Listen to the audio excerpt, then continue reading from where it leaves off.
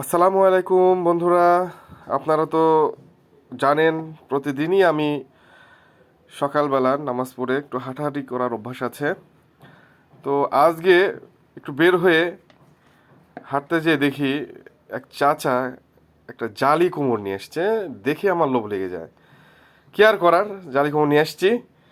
এই দেখেন জালি কুমড়টা খোসা ছাড়িয়ে জাস্ট ফালা ফালা করে নিয়ে 2 ফাল্টা করেছি।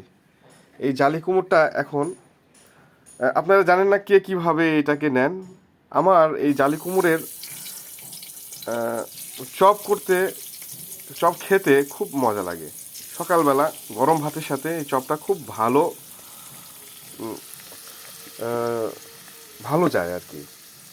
তো এটা খুব সহজ প্রসেসিং, একদম এত সহজ যে যারা মাঝে মাঝে একা থাকেন তারা এই জিনিসটা নিজেরাই বাসাতে করতে পারেন। জাস্ট এটাতে করতে কি কি করতে হবে, লবণ, হলুদের গুঁড়া, মরিচের গুঁড়া একসঙ্গে মাখিয়ে জাস্ট খালি গরম তেলের উপর ছেড়ে দিতে হবে, দিয়ে একটু ঢেকে দিতে হবে জাস্ট এটাকে একটু হওয়ার জন্য, সিদ্ধ হওয়ার জন্য।